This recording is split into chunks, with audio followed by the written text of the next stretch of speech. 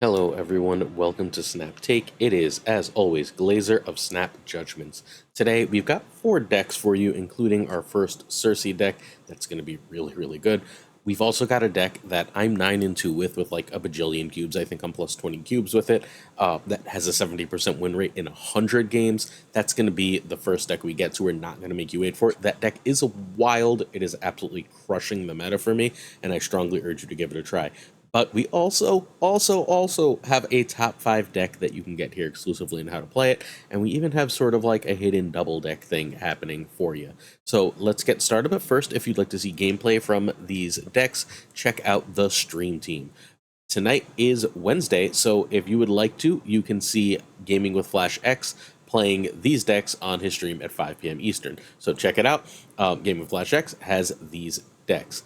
But more importantly, GamingwithFlashX also made this deck, so you're going to watch him play his own deck. He already has gameplay for that on his channel right now. This is GamingwithFlashX's. I named it Gob of War, get it because thena. Is the god of war in according to like the Eternals nonsense, while it's got 2 goblins in it. It's got the hobgoblin and green goblin. This deck is so good. This deck is so really good. Once in a while you'll mess with like a goblin and just retreat immediately, but like fine, that is your downside. If you get the goblins off and they don't have a nihilist, you just win. It's also really easy to like goblin and an angel lane, so even if they do have a nihilist, they're just getting rid of the goblin and they still have to deal with all your power and stuff. So strong, so cool. Alright, you can find the gameplay for this at youtube.com/@GamingwithFlashX. If you don't have thena, you can try Wolfsbane for this. You need Kitty and Jeff. Red Guardian can be Shadow King or Shang-Chi. If Shadow King, please add Luke because you have a lot of scalers and you'd like to be able to use Shadow King effectively. White Widow can be Quake, Scarlet Witch, Medusa. Pick a good 2. It's not super important which. Widow is literally the least important card of the deck. And Elsa can be Nocturne. This list, again, thing of beauty. Very expensive and for where it is now, but hopefully you got thena, because thena is one of the best cards in Marvel Snap right now. Like full stop, thena is completely insane. And with everyone running Cannonball, if you've got Thena and Angela in a lane, right, and the goblins are messing up that Cannonball, so it can't push away both and still win, or you can just go Iron Man, which is not going to get pushed and win.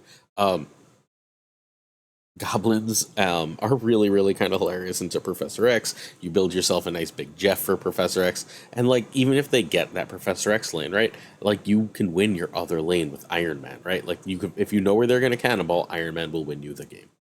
So this is 56 and 24, which is 70%. It's probably higher because I just went 8-2 with it.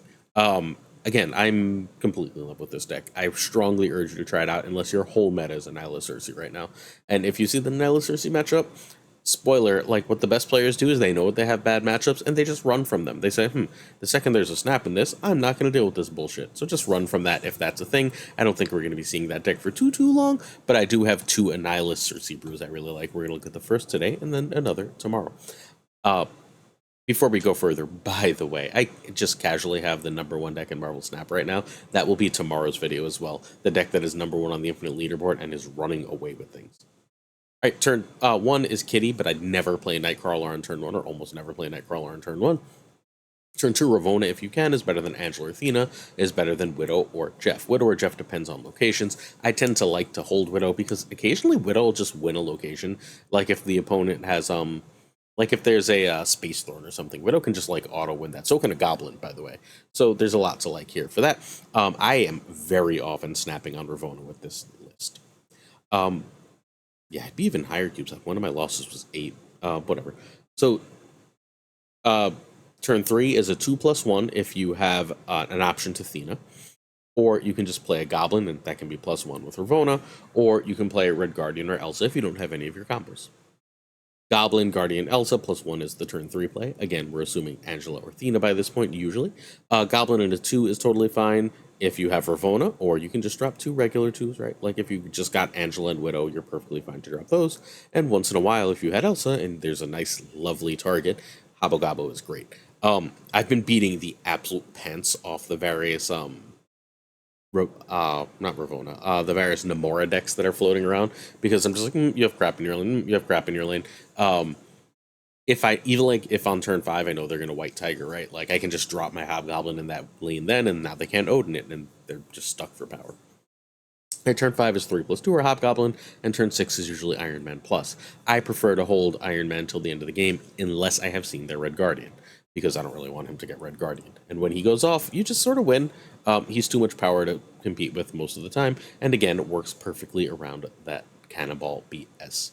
This list is one of the best in Marvel Snap. Props to Flash for coming up with it. Please try this list if you have access, especially if you're sick of Professor Ball. This can beat Professor Ball. This can beat Hela. This can compete with anything in terms of power. Sorry, I explained a lot about Professor Ball, but not a lot about Hela. So what you want to do for Hela is you want to fill one lane as best you can with like Goblin, Widow's Bite, Goblin. And then your other lane is like your thena Iron Man lane, and your thena Iron Man lane can go so big that unless they get extremely lucky, you should be able to win that lane. And then they don't have enough space in that other lane, like the lane that has all the negative stuff, to get big enough to beat you there, and then you just sort of win. All right, please hit that sub button, like, and comment. We bring you the most decks in Marvel Snap, exclusive decks from all the top players.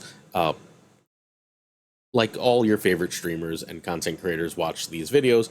The top decks come out here weeks before anywhere else. If you watch top deck videos, you will find almost all of those decks here before you find them anywhere else. Hit that sub button, and if you hit that sub button, ring that bell, like and comment, watch as long as you can. It really does help us grow, and we really genuinely, no sarcasm, no announcement bullshit, really appreciate the support. It means the world to us.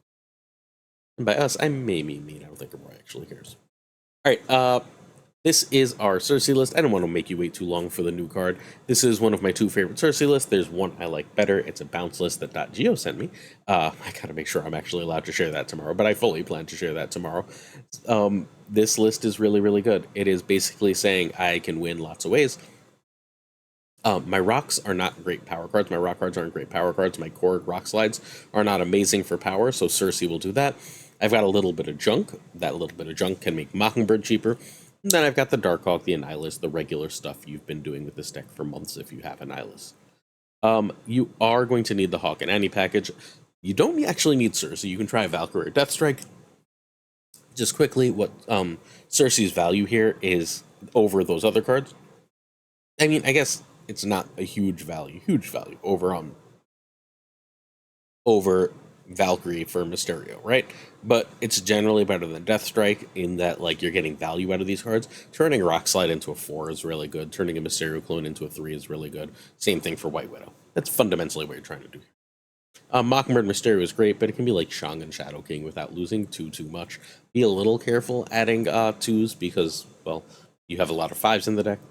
And White Widow can be Jeff or Medusa. White Widow is, again, like White Widow and Debris, I think, are the swing cards. I'm pretty sure I would just run Jeff in that White Widow spot, and I'm not in love with Debris. Debris is here just to give us an extra way to cheat out Mockingbird. Totally fine for that. Like, genuinely totally fine for that, but, like, not a requirement. Cool. All right. Top 100 play from our friend Gnome Plays. Check out Gnome Plays. There's 2 underscores in the name. He's one of the best players and the best players at explaining his gameplay. Super cool person. Turn 1, Corker Hood. Turn 2, you can either play a 1. So if you have like Korgan Hood and not a 2 that you want to play, you can play Hood first, then go Korg Demon. Perfectly fine. Mysterio if Sasquatch or Widow. Mysterio if you have Sasquatch in hand, so you can get Sasquatch out before potential Mobius, or just White Widow. White Widow's totally fine. Turn 3, Rock Slide or Sasquatch over Debris, which is more or less equal to Nocturne. Turn 4, Sentry, or you can drop 2 cards. Mockingbird is totally great here if you happen to have played Debris. Darkhawk, Annihilus, or Cersei are the plays for the last 2 turns of the game. Figure out what the board says. Do whichever one of those it is. I tend to like, well, okay, does my opponent have a way to get rid of the junk? If they don't, Annihilus is just great. You Annihilus on 5, right? If they might have a way to get rid of the junk, I might just want a Cersei. And then if I can save Darkhawk for the end, I like to do so. Largely because he's shankable. Cool. Alright, one last look at this awesome list. This list is really powerful, and I could have made a really cool green thumbnail with this. Oh well, what are you going to do? Alright, we're promoting a new tournament. The prize pool is up to 150 because we're throwing in for this. This is Snap Masters 3. There are 2 different days of open qualifications at 5 p.m. UTC plus 3. June 23rd and June 30th, which will lead into a group stage, which will lead into the finals. We'll have a bunch of exclusive decks from this. This is all the top players. This is run by Team FAK. I'm not going to tell you everything you need to know about this yet. We're going to do a whole segment on this in tomorrow's video and in the podcast because this is cool. This is like the top Snap players. All of Team FAK is in this. Lamby's in this. Spyro is in this, so on and so forth. So like if you want the most competitive Marvel Snap out there, our Snap Judgments League is awesome because it's super inclusive. It's a chance for everyone to play top players. This one is for the beasts. So if you are curious, if you're a beast, check it out. There's also going to be gameplay that's largely in Russian, streamed on YouTube. I'll have the link to that. Everything you need. This is like, if you've been watching this channel for all you know, this is like my dream. I'm so hyped for this. I'm so hyped for this. And like even better, I didn't have to organize it. All right. Rank 3 deck. It might be rank 4 by now. It's been bouncing around. Bouncing. This is from No Best Bounce Guy. Usually, straight up, I usually ask top players whether I can share their decks. Because this person's name is No Best Bounce Guy, I have no idea how to find them. So someone sent me this deck because they played it against it 50 times. So I was able to basically take it, but from another top player who sent it to me. So I greatly appreciate that person. I don't know if they want to be named, so but thank you. But like I almost always, before I share a deck, I reach out to the person like multiple times to make sure it's okay with them that I do so. I don't know how to find this person. So if you are this person, please feel free to reach out to me through whatever means you so choose. This is a fucking super cool bounce deck. Like, yeah, that's Black Swan in a top 5 ranked deck. That's Titania. That's Rocket Raccoon. Like, these are not cards you see in bounce decks, but here we are, right? Here we are. Rocket's phenomenal in this deck, by the way. If you can play Rocket like on a turn 3 with a turn 2 or 3 with a Beast, if you can tell where they're going to play, and everyone's running Angela, so you can totally tell where they're going to play, right? So you can end up making Rocket a 1/9 real easy. And you know, I don't know if you've played enough Marvel Snap, but like a 1/9's pretty good. Okay. I don't know how to find this person. I'm really sorry. So Kitty and Nico are needed. Sasquatch can be Mockingbird. It's worse, but it is doable. You can also try Iron Man for this list. Monkey can be Sage. I know that's changing a Series 4 for Series 5, but that's the only change that makes sense. And I've hated Titania here. I had a lot of trouble using Titania properly in this list. No Best Bounce Guy is clearly better with Titania than I am. So I use Hawkeye in that spot. So turn 1, I really like to get Hawkeye down because then I can buff it. That's more or less equal to Hood, which is better than Kitty, which is better than the other cards. Turn 2, Angela are 1s. Turn 3, Bishop are 1s and bounce. Turn 4, if you bounced Black Swan or Sasquatch, and then you can replay everything next turn, right? If you can get Sasquatch out because you played 1 and bounce on, just feel free to drop Sasquatch. Unless you're like really worried about a Shang. If you play Black Swan with that bounce, you go with Monkey here. Or you can play your Swan and bounce, or you can play Sasquatch. If you did the Swan and bounce, then you're going to go off with Monkey on turn 6, and hopefully play Sasquatch. Yeah, that's the list. If you went off on turn 5, then Sasquatch becomes part of your turn 6 play. That's it. That's how you play it. This list is really, really strong. This is the best Black Swan list around. Period. Straight up. Haven't seen a Black Swan like this work this well since like the old Woodward thing that I've enjoyed as much. Again, Titania is really hard to use. If you're good with Titania, more power to you. I get the feeling I don't know, because again, I don't know this person, that she's supposed to be used to like clog lanes, but it's really hard to do that. If you play her and immediately bounce her, though, she cannot go to the other side. Both Beast and Falcon will happen before her, but like you don't really want to go off with her on turn 5, so that means she's limiting you to your Black Swan turn being turn 6, which can make Sasquatch awkward. I don't know. I could be wrong. Maybe it could just even be Martyr now that Martyr is Series 3. I don't know. That needs more testing. But if No Best Bounce Guy ever turns up, I would love to know. The rest of this list is just stellar. All works together super well. Very powerful. Very cool. All right, custom card challenge.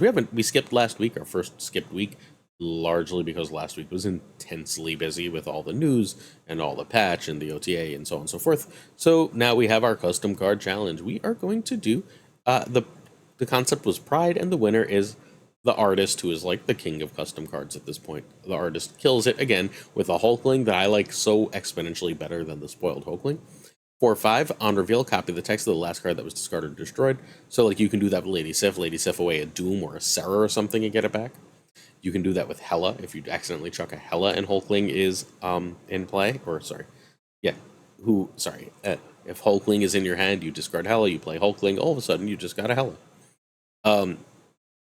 Carnage or Venom, you destroy, I don't know, like your death, and then you're like, huh, I guess you don't want the copy of the text of death, right? You destroy Null or whatever, and then you get that. Devil Dino, Ronin, Darkhawk, if they get shunged, you can then play Hulkling, because, well, it's going to get that power. And then Gladiator's card is, like, Gladiator kills something that you would like to have, like an Iron Man. No, Hulkling can be that Iron Man. Lovely design, and then even better art. Oh, man, I missed one of the variants. Sorry about that, the artist. But this is Teddy Altman, not Emperor Hulkling. This is so good. This is better than Second Dinners. I don't know what else to say. All right, we also have JD128. JD128 created Carolina Dean of the Runaways. At the end of each turn, +2 power if you have priority. I love this. A reward for priority that can get reasonably big is awesome. If you play this on turn 2, it can get 2 on turn 2, 4, 6, 2, 3, 4, 5, and 6. That's a 2/10 potentially, which is amazing. Super cool. But it's a 2/0, so it sort of counter synergizes with itself. Really good with Ravonna, Lockdown, Bast, Eliath, Squirrel Girl, Mr. Fantastic, Crossbones. I would love this card in Marvel Snap. It even comes with 2 gorgeous variants.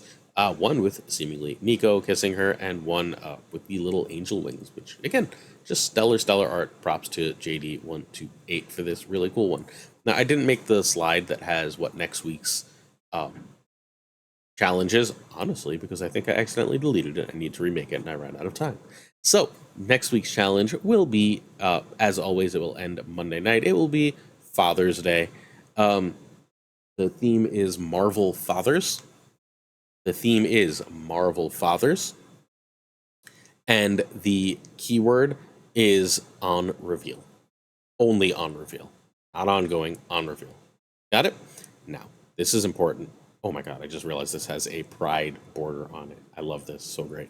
Okay, so it's Father's Day on reveal. It is due next Monday, and it's on Drewberry's Discord. Check the link to that in the description to this video if you'd like to participate. All right, next up, we've got Owl God's Evo X. Owl God went and made an evolutionary list.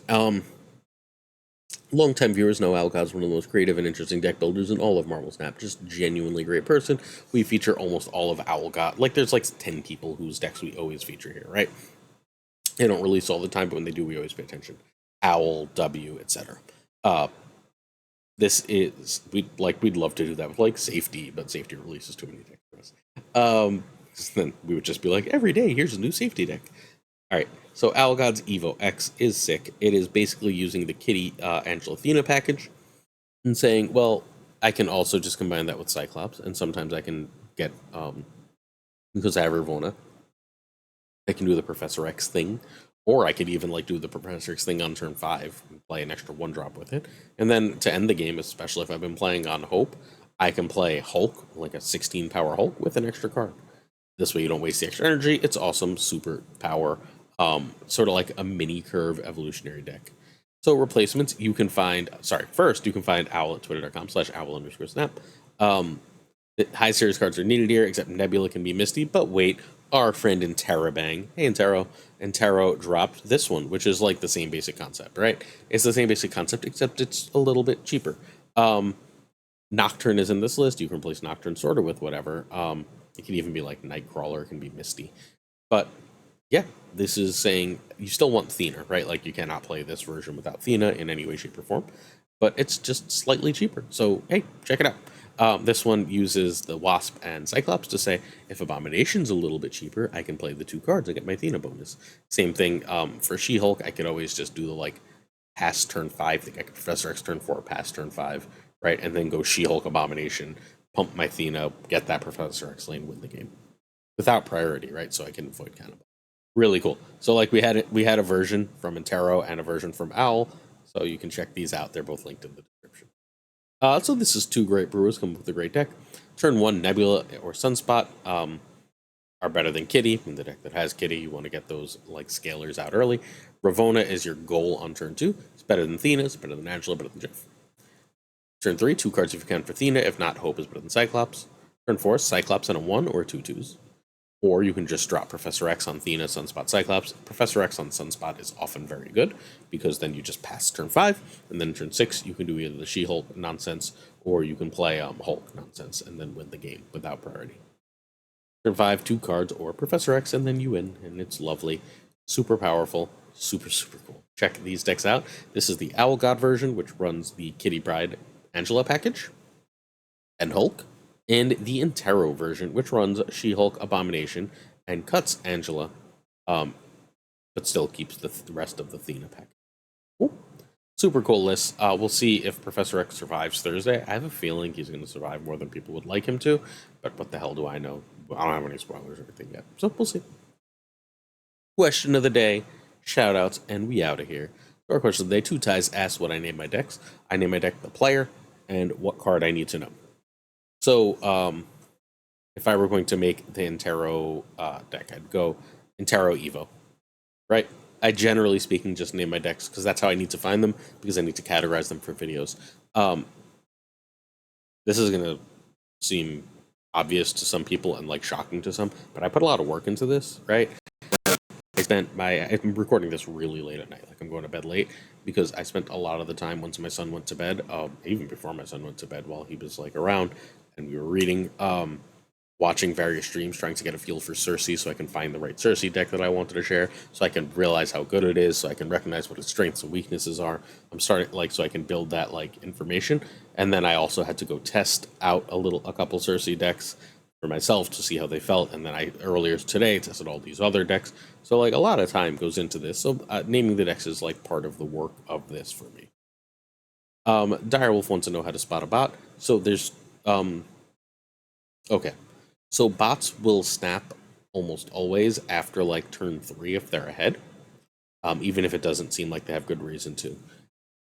Bots will almost always stay if you snap while they're ahead, and they will always, if they're ahead on turn 5, snap. They will play cards in weird orders, and they have very specific cards they play. The bots I saw recently were all running Winter Soldier, Bucky/Winter Soldier, and they'd play it in weird places and not destroy it. Any card where like I don't know why that was played, that's not part of the meta that you see played, is sort of a shout out to a bot. Cool. That's generally what I do. I also, honest to God, just don't worry about it for the most part. Direwolf, well, no, I did that. Kevin Bacon asked Leech or Hella, which would players prefer? I think most players would prefer Hella. People really hated the Leech meta. I am on record as thinking the Leech meta was actually good for the game. It basically took out a lot of the most toxic things in the game. There was less Cannonball, there was less Annihilus, there was less Hella, and then like we got to see what a totally different game was like, but I am addicted to change. Obviously, players don't agree with me. Mandatory Burnout is curious of what I think of the Alien franchise. I love the first 2 movies. And then I saw a really weird one, I don't know, maybe like 2019 or so, 17, I don't know, something like that, where Prometheus, it was Prometheus, I saw Prometheus, and I thought that was fine, but I really, really liked the first 2, especially the first one. After that, I don't really need many of them, or like, those I've seen, I've been like, they're fine but forgettable, but those first 2 are absolutely excellent. All right, certain tiers of support on our Patreon come with on-air thanks. We have a Patreon at patreon.com/snapjudgments that has all sorts of exclusive stuff, and we really are proud of the content we put out both here and on there. So if you're willing to check it out, even if you subscribe for free or $1, we'd greatly appreciate it. I'd like to say thank you to Abigail Gleason, Mandatory Burnout. Hey, we just saw that name. Gables, we miss you. Irregardless, David G. Wingfield, the Direwolf, LAB, always kind. FaThorNewman, check him out on YouTube. Good Dog Gamer, hey Good Dog. This is the way all the way from Scotland. Inc. J. Navareets, J. Nave McDonaldino, HAD. Kier Lee, the King of Questions. Koi Ray, all the way from Japan. Pyro Froze, hey Pyro. The Goat Seeker, regular opponent. Den Man Falcon, check him out on YouTube. Doc D, Fat Nick. Doc D is the king of new card content and gave me $10 a month literally to put his name immediately before Fat Nick, because Doc D is an awesome human being and not super mature. Also, check out Doc D's channel. We ranked every Series 4 and 5 card. It is now like the definitive what to buy list of the game right now. Hey Fat Nick, you asked a question that I will get to, I promise. Doku, Jinja Prime, Philip Brakovich, hey Bracco, Haplo, Candy Loggins of the Danger Zone, Rob Silverman, the Bizza, who is always notorious, X-Force V and Skippy G, Snapdragon's League 1 champion, Tommy Negus, the King of Bros, Black Dahlia, the Great Kazoo, Jessica Gamble, Ryan Wood, Haywood, Kev C. Hoda, Luna Chris, Louis Antunes, Mod Supreme Models, the one and only Darth Tater, Remus Atala, Ryan Kaufman, Tristan H. Martin, the Fuzzy Dunlop, Spectrumix, Matt H., DJ Mikey Hijings, No Frickin' Flex, Ocularis, Greg Sterry, Pretty Chill, who, just gonna say, we really appreciate and matters to me more than he thinks he does. Seamus, hey Seamus, Jonesy, Two Ties, the Pirate King Tuccrr, the Homie Min, and of course Gunny T, where the T stands for today's video took forever to get settled. Yeesh. Thanks so much. Know I appreciate you. I'll see y'all tomorrow for another Snap Take. Peace.